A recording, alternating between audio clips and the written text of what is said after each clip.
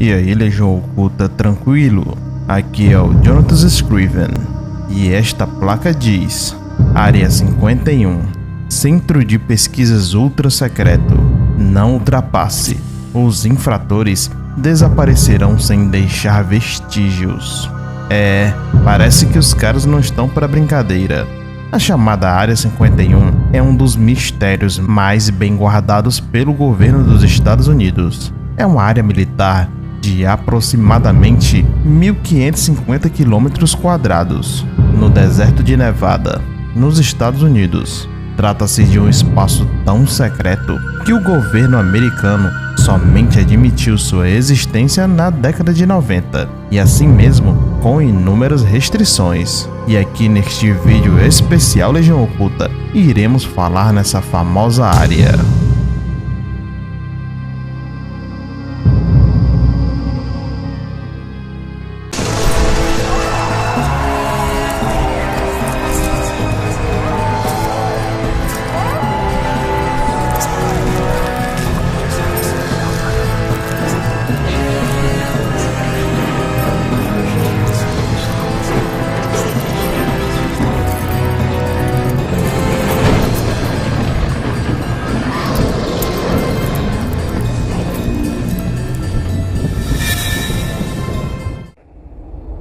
Área 51 é um dos nomes atribuídos à área militar restrita no deserto de Nevada, próxima ao Ground Lake, nos Estados Unidos. É uma área tão secreta que o governo norte-americano só admitiu sua existência oficial em 1994, e ainda assim com muitas restrições, como falei anteriormente. Muito provável que seja uma das bases de testes aéreos mais sigilosas do planeta, mas é conhecida mundialmente por uma série de supostos acontecimentos ocorridos na década de 1970 e que alguns atribuem a um envolvimento e contato do exército americano com extraterrestres.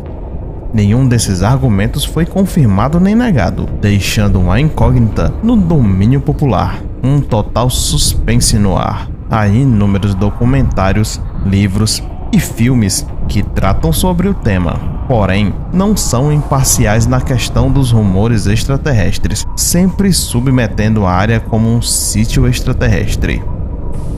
A Área 51 é uma das bases mais avançadas do mundo, contendo um complexo subterrâneo e vários laboratórios de pesquisas, com a finalidade de desenvolver ou testar tecnologia para as Forças Armadas dos Estados Unidos. Desde o estabelecimento da Área 51, algumas pessoas declararam ter visto estranhos objetos sobrevoando seu espaço aéreo e arredores, mas as autoridades sempre negaram os fatos. Contudo, um de seus próprios funcionários declararam que na base, além de projetos militares avançados que usam tecnologia alienígena ativamente, discos voadores genuinamente extraterrestres também seriam objetos de estudo de engenharia reversa.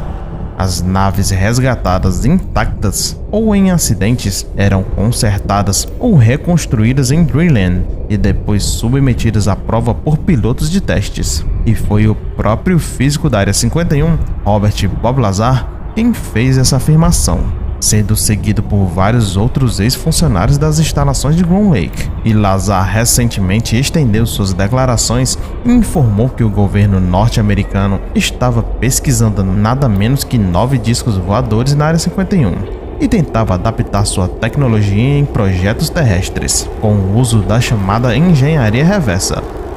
Por suas declarações, ele e sua mulher receberam várias ameaças de morte. Assim, evitando correr riscos, em novembro de 1989, decidiu aparecer em público e confirmou suas alegações. Disse que há um lugar secreto no interior da Área 51, conhecido como S4, próximo ao Lago Seco Papuz, onde as naves alienígenas eram guardadas. Explicou que seu trabalho se dava justamente naquelas instalações, junto a uma equipe de 22 engenheiros contratados para estudar os sistemas de propulsão dos discos voadores. E agora, as novas imagens da Terra Server confirmam as declarações de Lazar, mostrando detalhes de tais instalações. Ainda segundo Lazar, o S4 era um enorme complexo subterrâneo que ocupava toda a área de uma cordilheira de montanhas.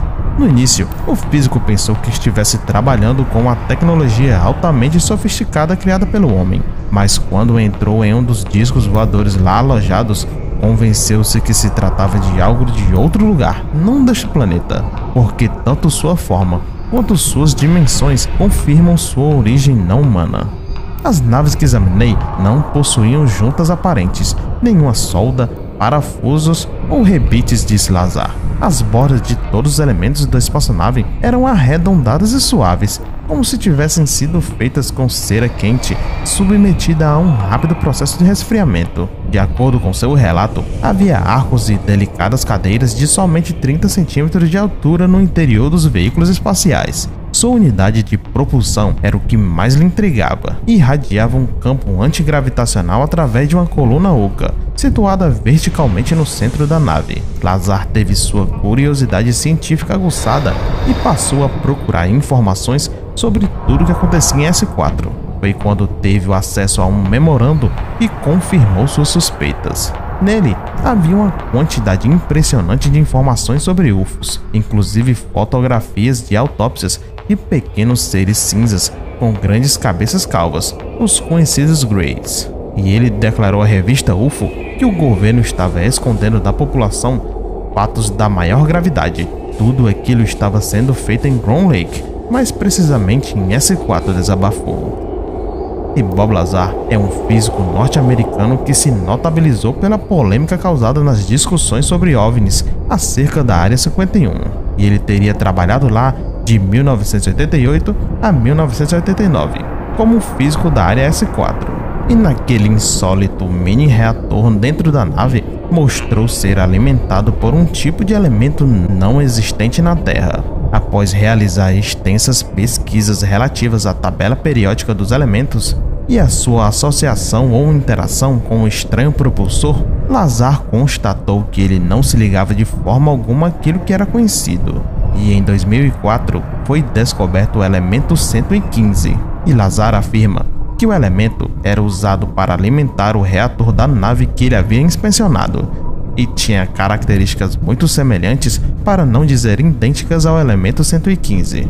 Esse elemento inteiramente novo demonstrou de fato ser possuidor de notáveis propriedades. Tornava-se em alguns momentos estável e deixava de ser radioativo. Ele poderia ser utilizado no interior do reator como propelente e também como gerador de campos energéticos, os quais por sua vez eram aumentados ou amplificados pelos campos gravitacionais gerados pela própria nave. Segundo Lazar, foi encontrada uma grande quantidade desse curioso elemento no interior daquele OVNI, sob a forma de reduzidos discos destacáveis, a partir dos quais pequenos pedaços triangulares podiam ser retirados para fins de alimentação do reator. Esses pequenos triângulos eram dotados de tonalidade alaranjada e extremamente pesados, sendo manuseados com muita cautela pelos cientistas envolvidos na Operação Galileu, muito embora não aparentassem emitir radioatividade. Foi ainda verificado que, pelo menos naquele tipo particular de OVNI, o qual ele estudava, eram produzidos seus próprios e específicos campos gravitacionais, com um propósito específico de distorcerem de alguma forma o tempo e o próprio espaço. A equipe de Lazar conseguiu efetivamente colocar em funcionamento esse aparelho, tendo os pilotos de testes designados para a missão conseguiram elevá-lo cerca de 10 metros do solo sem a emissão de qualquer ruído. Aliás, uma das características predominantes nos relatos de avistamento de discos voadores. E eu, Jonathan Scriven, como já tendo um avistamento de um OVNI, realmente eles não emitem nenhum tipo de som. Depois de todo o seu empenho sobre toda aquela situação, Lazar ficou sendo vigiado ostensivamente 24 horas por dia, a partir de 1990, quando ocorrera sua dispensa do projeto Galileu. E Boyd Bushman, que morreu aos 78 anos, chegou a gravar um documentário revelando fotos, dados e outras provas da existência de extraterrestres que juntou durante 40 anos, tempo que trabalhou na misteriosa Área 51. Bushman disse com todas as letras que os laboratórios da Área 51 guardam informações valiosas sobre extraterrestres, além de discos voadores, assim como afirma Lazar, capturados pelo exército americano e cadáveres de seres não humanos. O cientista mostrou fotos de supostos corpos de alienígenas e deu detalhes sobre os humanoides. E outra revelação que esse cientista fez, assim como Bob Lazar, é sobre uma nave espacial, ou disco voador, que o governo americano guarda na Área 51. O suposto objeto, segundo ele, está sendo estudado há anos, mas precisamente desde a década de 40, quando aviões militares o abateram. E tanto seus destroços quanto os tripulantes da nave teriam sido resgatados no Novo México e levados direto ao esconderijo americano. Desde o início das análises, mais de 39 cientistas envolvidos nos estudos já teriam morrido por razões diferentes e bizarras. Além de os boatos de que os OVNIs obtidos em Roswell, assim como seus tripulantes, todos teriam sido levados para a Área 51.